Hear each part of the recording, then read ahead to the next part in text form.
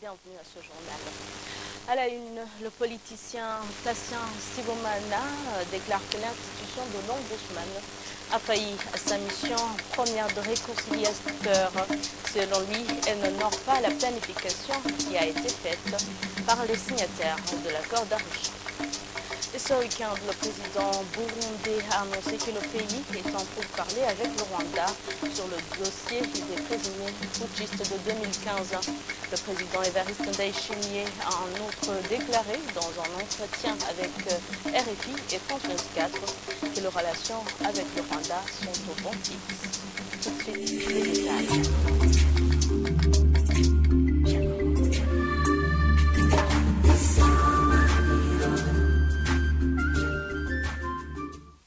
Encore une fois, bienvenue. Nous débutons ce journal avec la page diplomatie. Le président du Burundi, Evariste Ndayishimiye, estime que les relations avec le Rwanda sont au bon fixe. Les propos ont été tenus lors de son entretien avec RFI et France 24 ce week-end. Il ajoute également que le Burundi est en pourparlers avec le 10 pays sur ce qui est des présumés putschistes de 2015. Il se dit confiant par rapport à cette affaire que ces deux pays vont trouver une solution conjointement. Suivez. Jusqu'à maintenant, il n'y a pas de tension entre le Burundi et le Rwanda. S'il y a des questions qui restent encore à être réglées, ce sont des questions qui se règlent diplomatiquement. Nous sommes toujours en contact. Nos officiers parlent avec les officiers rwandais. Les administratifs au niveau des frontières, les gouverneurs de province se sont rencontrés souvent, mais ça fait presque une semaine et demie où l'administration de la province de Kirundo a rencontré l'administration de la province de Bugesera. En fait, les questions qui restent à régler, ce sont des questions qui se règlent progressivement, mais cela n'empêche pas que les deux peuples continuent à se visiter. Les Rwandais viennent à Bujumbura pour se divertir sur le lac Tanganyika. Les Burundais aussi vont visiter les amis qui sont au Rwanda. Donc, je peux dire qu'il n'y a pas de tension réelle entre les deux pays. Vous avez vu qu'il y a eu beaucoup de rencontres. J'ai envoyé des émissaires au Rwanda qui ont rencontré le président Kagame. Aussi, le président Kagame a envoyé des émissaires qui sont venus me voir. Tout cela dans le cadre des discussions. Il y a eu rencontre entre les juristes, les délégués du ministère de la Justice qui ont rencontré les délégués du ministère de la Justice rwandaise.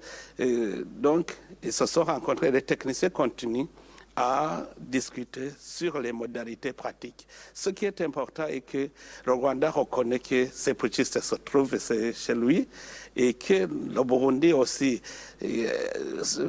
parce que le Rwanda va les remettre pour aller devant la justice burundaise. Et ce qui est très important, maintenant nous sommes presque, c'est comme si nous sommes bloqués parce que nous ne pouvons pas gérer ceux qui sont déjà jugés et les autres qui restent, alors que la tête reste toujours sans être jugée. Alors c'est très difficile de gérer cette question. C'est pour cela que nous demandons toujours au Rwanda de remettre ces putschistes pour qu'ils soient jugés avec les autres. Comme ça, tout le groupe sera alors géré politiquement quand la justice aura fait son travail. Je vous le disais en titre, l'institution de l'Ombudsman n'honore pas ses missions comme elles avaient été planifiées par les signataires de l'accord d'Arusha qui ont proposé la mise en place de cette institution. Les propos sont du politicien Tassien Sibomana. Il annonce également qu'il a failli à sa mission première de réconciliateur. Suivez-le. Les objectifs que recherchaient les signataires de l'accord d'Arusha étaient essentiellement une administration saine au niveau politique, une bonne gouvernance politique, économique, sociale et financière. C'était enfin l'instauration d'un état de droit basé sur les valeurs de démocratie, du respect des droits de la personne humaine et d'autres valeurs universelles.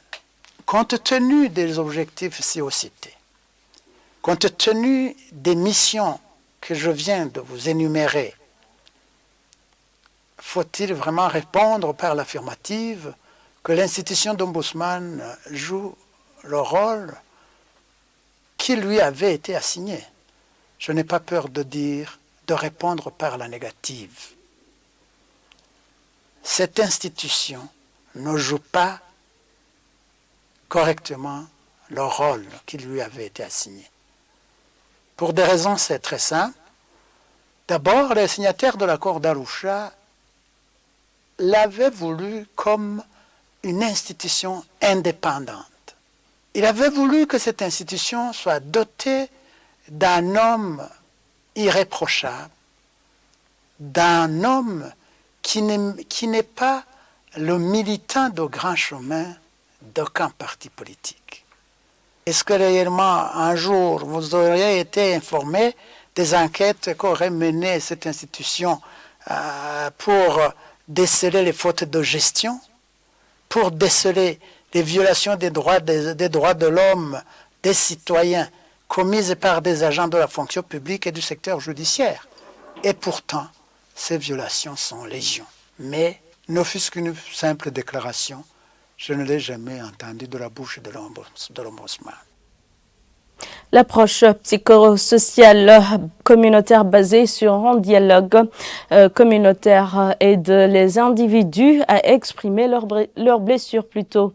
Dans un atelier média organisé ce lundi par la concertation des collectifs des associations féminines de la région des Grands Lacs, Anne Spes Nishimnge, la chargée de plaidoyer, a indiqué que cette approche est en train d'être expérimentée en 4 provinces depuis 10 ans et qu'elle a déjà montré de bons résultats. Suivez-la.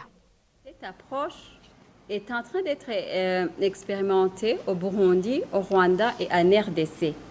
Alors, on a déjà eu beaucoup de résultats qui dépendent de cette approche et on avait déjà, ici au Burundi, planifié de partager ces résultats aux médias. Il s'agit vraiment des formations importantes, 5 séances de formation ou au moins 4 pour amener quelqu'un qui est blessé à guérir de ses blessures, à guérir de ses traumatismes. Et comme ça, quand il est guéri, il aide la communauté aussi à guérir. Je dirais que cette approche diffère des autres parce que c'est une approche qui aide la communauté à guérir ensemble. Quand par contre, beaucoup d'approches accompagnent seulement les individus. Alors, quand la communauté est guérie, vous comprenez qu'il y a beaucoup de choses qui naissent dans une communauté qui vit paisiblement. C'est comme ça que nous avons pensé qu'il est temps de partager cela aux médias qui pourront accompagner l'avancement des réalisations avec cette approche, quitte à ce qu'un jour, cette approche sera institutionnalisée au Burundi, comme dans la sous-région aussi. Pensons que ça ira de mieux à mieux parce que c'est déjà bon qu'il y a des communautés qui sont en train d'expérimenter l'approche et qui donnent de bons résultats. En actualité internationale, en République démocratique du Congo, les réfugiés de Goma vivent toujours dans la peur.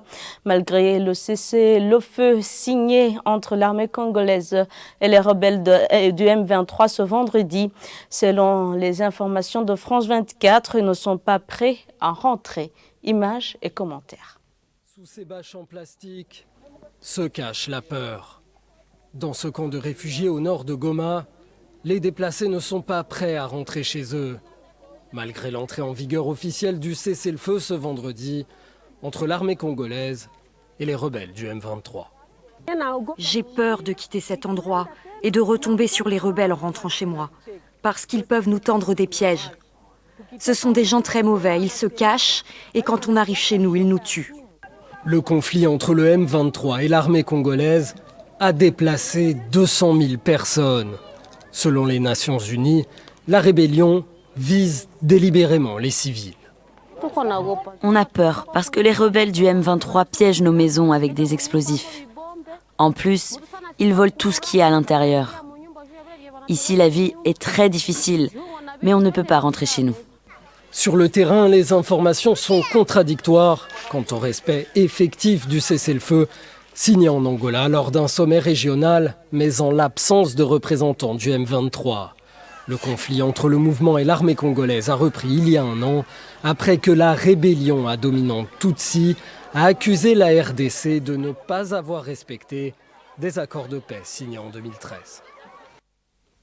C'est par ici que prend fin ce journal. Merci à tous de l'avoir suivi. Bonne suite des programmes avec la télévision Isanganiro.